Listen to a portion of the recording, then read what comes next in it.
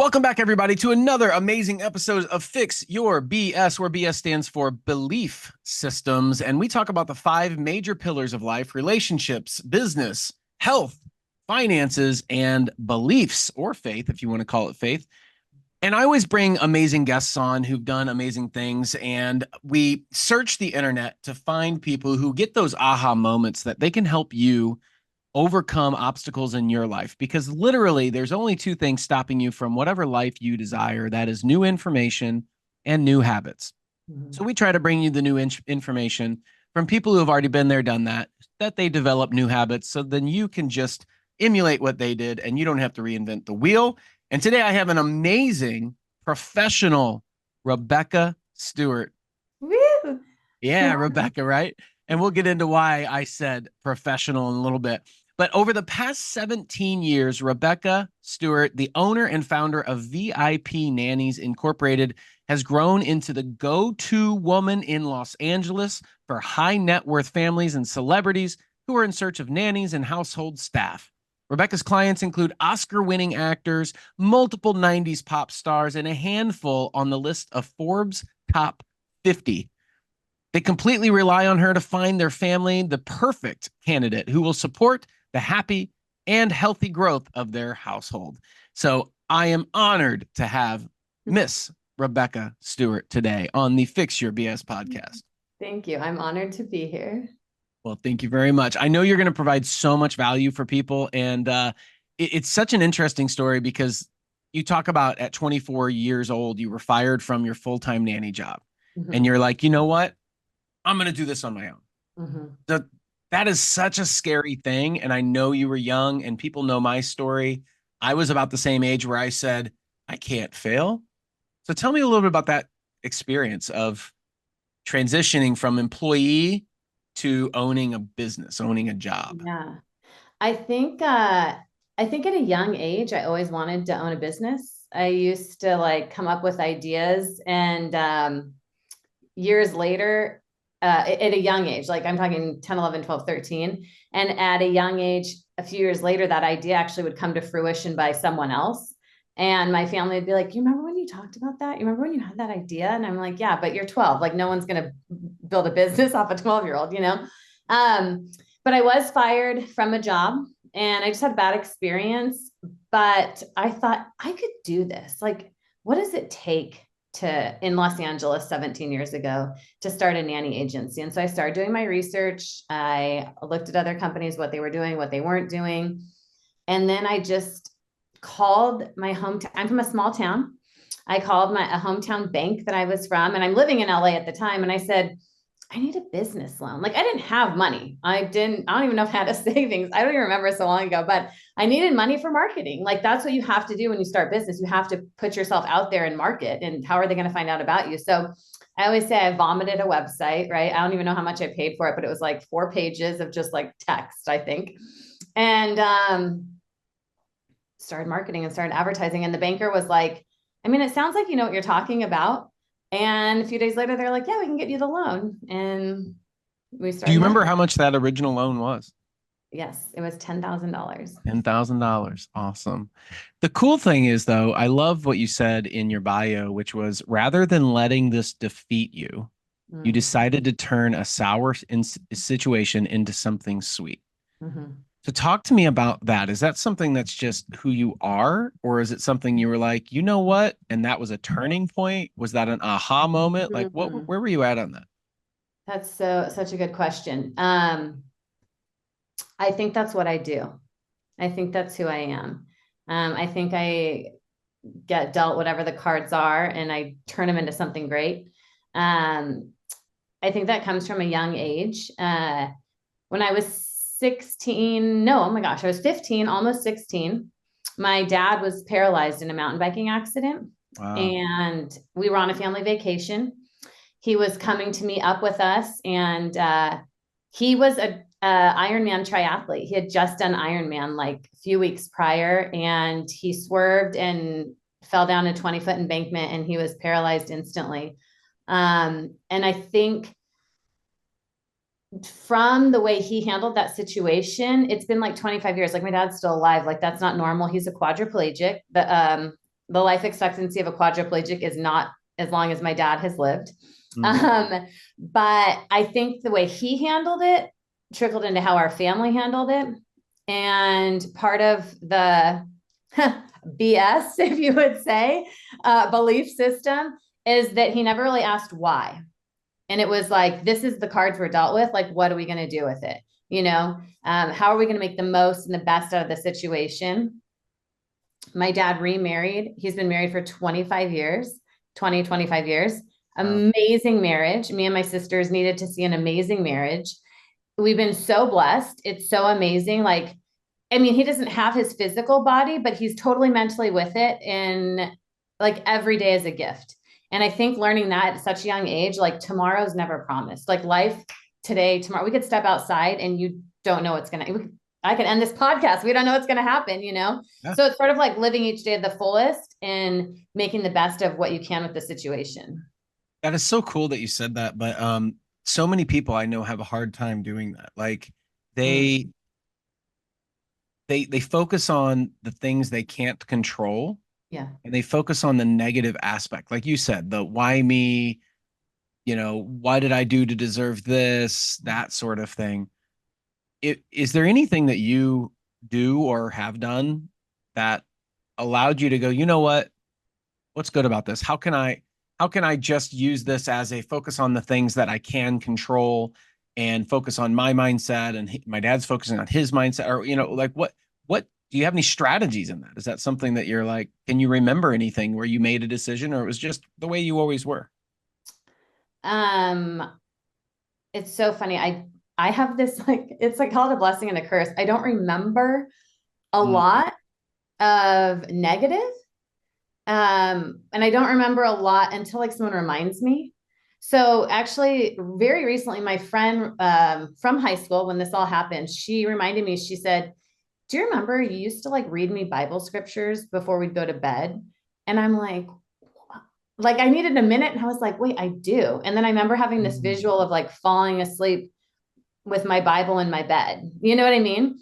And I think I was raised in a Christian home, but I can say with all my heart, I did not always love church. I was not a, gal after Jesus's heart always, you know what I mean? But I think I've always been a woman of faith, and I've always kept that faith.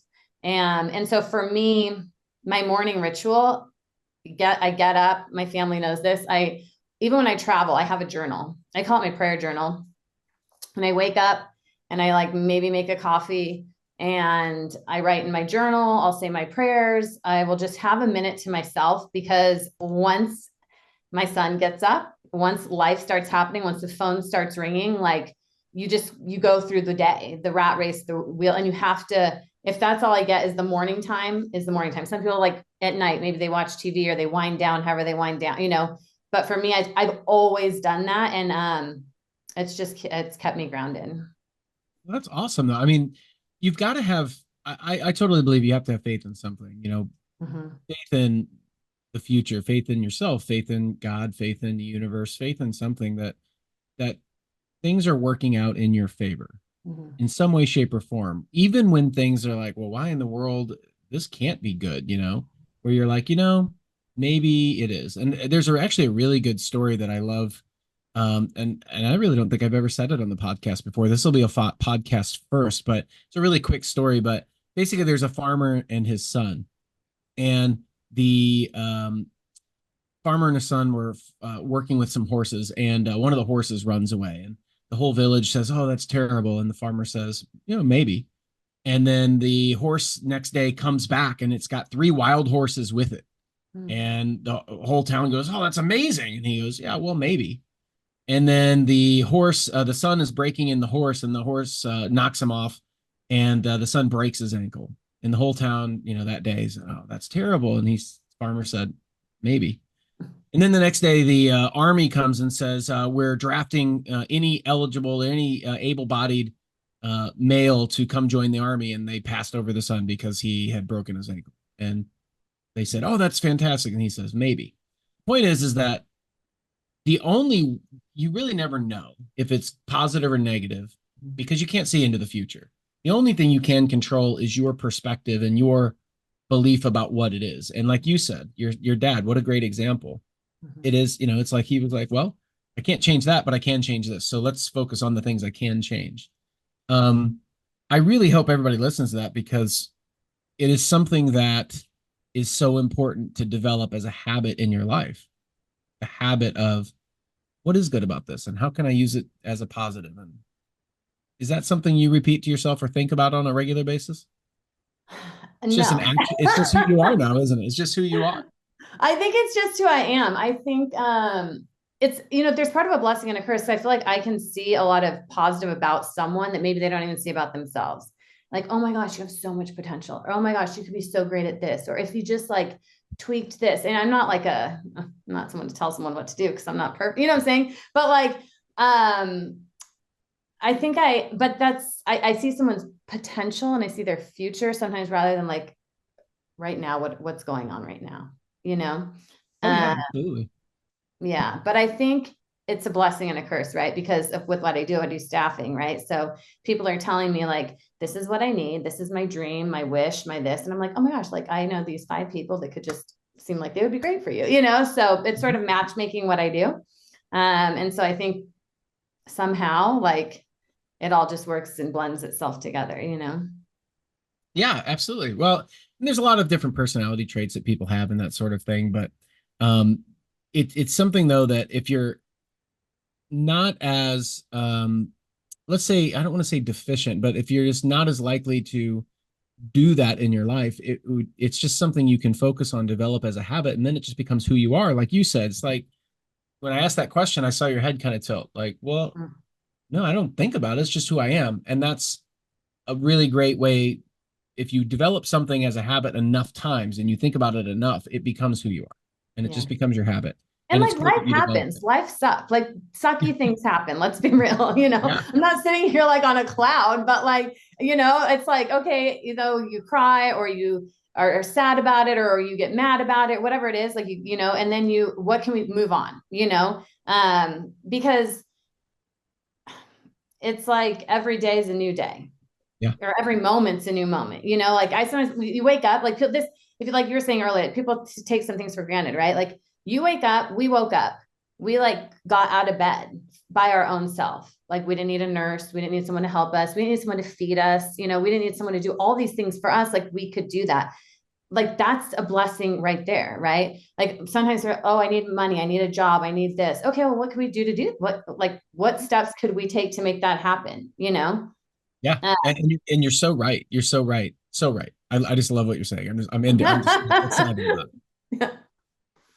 yeah, I don't know. It's just part of who I am. Like, I guess it's just like I'm grateful for every day, and let's try to make the most of it. Not the YOLO, not the like, do so much you're going to be in debt or something, but like, No, what you're talking about is gratitude. And yeah. gratitude, if you can be grateful in, which is another way of saying being present and being appreciative and grateful in the moment for anything and everything, instead of, waking up and being like, "Ah, this day's gonna suck." Well, yeah, I mean, if you have that mindset, it's more likely than not gonna suck because you are looking for the things that suck.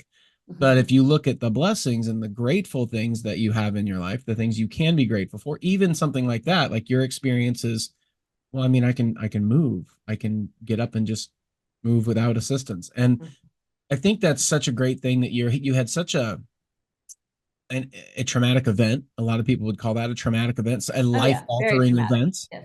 And you're able to say, okay, well, that I was able to help, or that was able to help me and move me into the positive direction or a different thought process, which is really, really cool.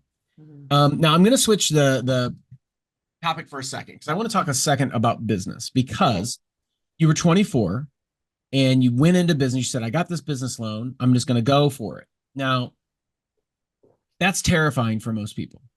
Statistically, 70% of the population is what's called a stabilizer, which means they don't like taking risk. They like things to be stable, and calm, and certain, and that's what it is. And the other 30% are either people like drivers, like I'm going to go out there and I'm going to take over and do whatever is necessary, or influencer type people's not social media influencer, like influential people that have these big dreams and big ideas, and they all work together, which is really cool. But for majority of people starting that business, is tough because they're scared. Now, were you ever in a moment where you were like, what did I do? Oh my gosh. Do you remember any moments like that? Or was it The always just moment like, of how are you going to pay your bills is a scary one. So back in the day, there was like Craigslist. I don't even know if that exists. So like how people find jobs, side gigs, whatever. Man, I'd be on there like, I'll babysit your kid. Like, let me do this. Like, how can I make money when you're not making money, right? And like 10 grand is not a lot to live on, when you're using it for marketing, when you're trying, I mean, that's like nothing. I mean, people take $100,000 for a loan, but like, but you're living, you're marketing, you're trying to do all the things on like this money. And I didn't have a job.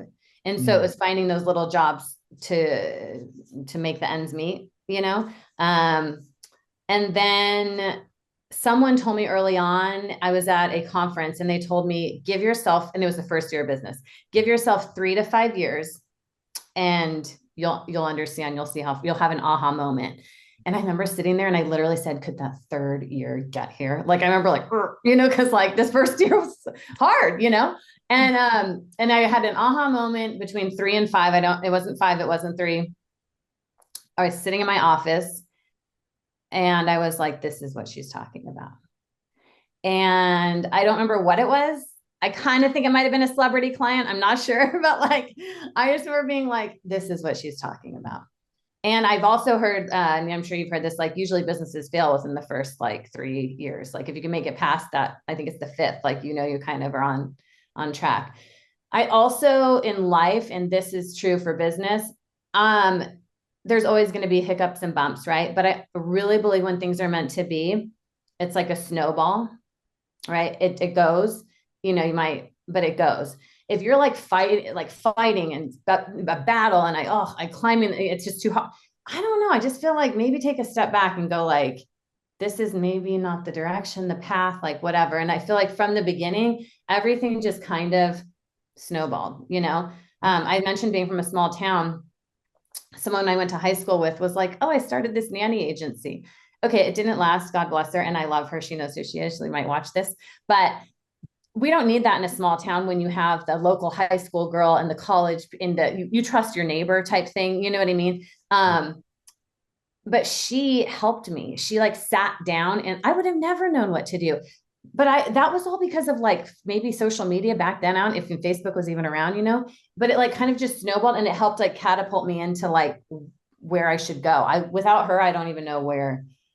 That's something I teach on a regular basis. So I help mentor small businesses who, especially our service-based businesses who are trying to grow, because most of them end up owning a job and they can't ever leave on vacation without shutting things down and whatever. And it's tough on them. And I talk about mentorship and finding mentors that are in your industry that are doing better than you, or finding business coaches, because it's really goes back to the information. The quicker you can get the information, understand the information, and implement the information, then the quicker you're going to have different results. And so that's so good that you did that, because it can literally save thousands upon thousands, if not hundreds of thousands of dollars, and years. Really, the time is more important than anything. Mm-hmm. So, well done. And I advise anyone who's starting a business or running a business to do the same. I've leveled up my coaches over the years for that reason, to get the next level of information. And then you have the next aha moment. That's how that I used to attend conferences of an association. Like I wasn't, so there's an association within the nanny industry world that you can't be a member unless you're in business for like 3 to 5 years. Right. Mm-hmm. But in those early years, I would still go to their conference because I wanted to learn from people who were in business forever, and it was costly. They're all over the US, different states, you got to fly. But like what you're saying, a coach, a conference, an investment in whatever you're doing is so helpful. And I always told myself, if I could take away one thing from the conference, I would continue to go. And like 17 years later, I'm still attending the same conference, because that one thing that I've learned every time, I would have never learned it sitting at home and doing my thing, Yeah. And what's interesting, I bet if you look back at previous years, they probably maybe hit on the same information sometimes. Like it might have been something that has been said in the past, but you were not ready for that information. Right. Yeah. So therefore, you're not going to pick up on it, and then you can't implement it. You're only ready for what you're ready for. For instance, there's some things that my business coach, my advisor talks about to me, and I'm like, I don't even understand what you're saying right now. Like, I don't get it. Like, what are you talking about? And so then he has to break it down for me. I'm like, oh, okay. But same thing. I'm not ready for that information yet until you're ready for that information. So that's really, really cool. So you've been in business now, what, 17 years, you said, right? Yeah, in August it will be 18. I Congratulations. feel like That I know is something so, now. I feel like I can say, yeah, I do know something about business. I agree with you. If you have a business for more than 5 years, you have beat 95% of the people that start a business. So well Right. done. Congratulations. You should pat yourself on the back for that one. That's true. Right. So, what would you say is maybe one of the most unexpected parts of business, maybe a hard part that you were like, I couldn't believe I didn't realize this was going to be that hard? Firing people. Ooh, tell me about that. Tell me about that. It's like a pain in my side. Um, you bring people in, employees. So you start with your first employee, right? Like you don't, it's a learning curve. Every employee you bring in from 1 to 1,000 is a learning curve, right? But in a small business, you bring your first employee in at a point where like it was overwhelming. Work was overwhelming. Life was overwhelming. I was a new mom. Like I brought in my first employee, brought in the second employee, brought in the third employee. But the biggest lesson in firing is to fire fast. Mhm. Hire slow, fire fast. And I unfortunately fired slow. And I don't recommend that. Yeah. You are literally part of, so I have business coaching groups, and that is one of the most common mistakes we see is that people do the opposite of what you said. They said they hire fast and fire slow. And one of the things we work with them is that direct opposite is like find the right person as if they are going to watch your children, vet them so hard to make sure that they are the right person in the right seat doing the right activities. But you literally just hit on one of the processes that we discovered as we worked more with businesses. And as I grew my own businesses, I found out that what most small business, service based businesses do, local, regional, small service based businesses, is that it's somebody that either wanted to go out on their own because they didn't like the way it was done, or they had an opportunity that came from being fired or let go or whatever. And they're like, you know what? I can do this. The guy that was started his company is an idiot. I know I can do it. I'm better than that person. And so they go start because they think they're going to get more freedom. And what they don't realize is that doing the thing, hiring and or being a nanny service provider to help other families is different than owning the business, and they're just two different skill sets, nothing to do with each other really. And so then they get overwhelmed with the work and they start hiring people. And statistically in America, there's only 5,600,000 businesses.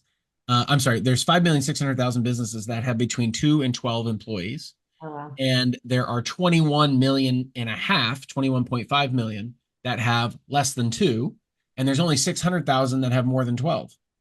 Wow. And so the statistics show that if people get above that two, they can only handle up to 12 because Mm. they become key person dependent and they can't manage more than 12 people without other management. And if you don't have a structure for all that, you end up just chasing your tail. So is Mhm. that kind of what you're talking about back in the day when that all started? You're like, what is. Yeah. Oh my gosh, that's so interesting you say that. It's like resonating with me. Yeah, I am so blessed for the people who did come in and work for me at the time that they worked for me. I had structure. It was just me. I had the structure, and they were like, Beck, we got to like put some structure, more structure. Like they were like not buying into all the process, right? Yeah. So we've implemented more structure, which in future hindsight or forward sight, I don't even know what the site is, but moving forward with COVID, that structure that was implemented when I did have staff catapulted us into COVID. And I'm so grateful for that. Without that, I don't know what we would have done. And so somehow, God set us up for success. But I had people come in and it was so fascinating. So yes, employees, right? They all had a different skill set. But one of the things that I was trying to do is I was trying not to be the face of the brand. Like I didn't want to be VIP nannies. I wanted VIP nannies to be its own brand and like me and staff work on it, in it, on it. There's two different things there, but Mhm. um, And so that was one of the goals, is that I was not the face of the brand, which was helpful. But at the same time, this is personal.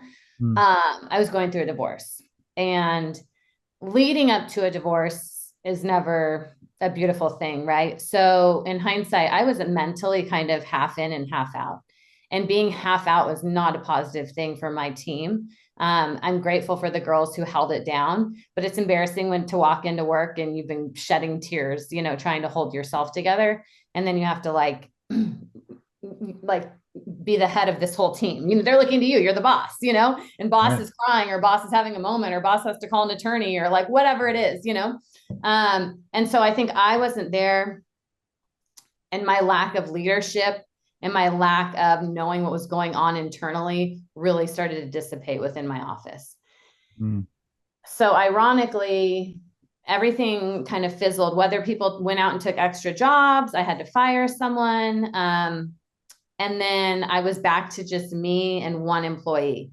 And it was a bit much for us. So we tried to bring someone in slow. Yeah. Too slow, though. I was too slow. I put this like 90-day clause. Like, we're going to have you for 90 days, and then, your trial period, or whatever we were calling it, right?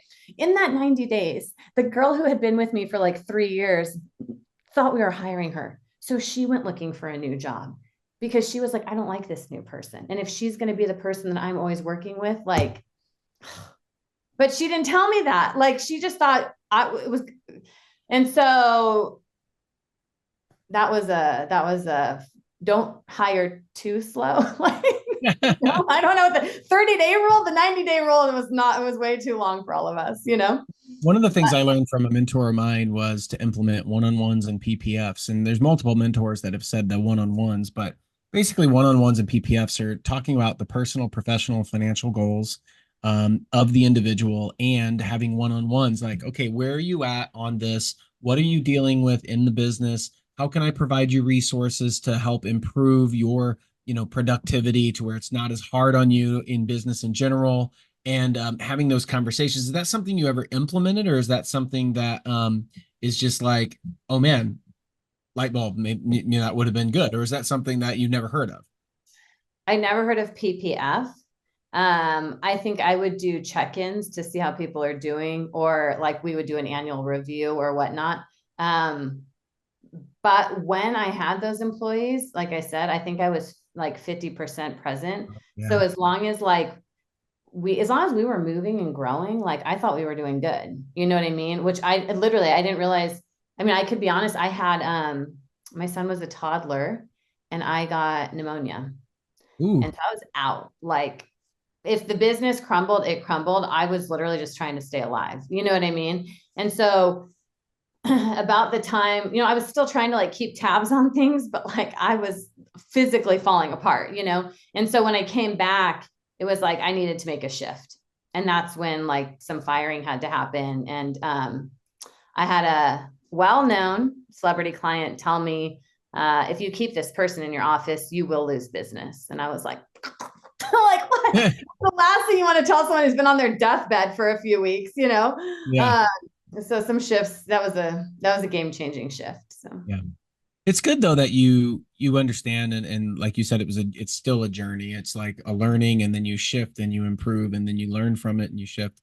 And that's so good, because that's what I tell people all the time as well, is and you're doing exactly what you should do. Most people get to a roadblock and they go, well, I guess it's just not meant to be.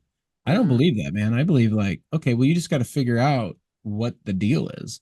Is Mm-hmm. it you? Is it something else? Is it, how do you improve and get over it? So last couple questions. This one here is something I love to ask people, but what is success to you? Like, how would you define success? Doing what you love every day. Doing what you love every day. That's awesome. I love that. Is there any final, like, if, there's people that are listening to this that are entrepreneurs, they're business owners, small business, regional, people that are looking for self-help, that sort of thing.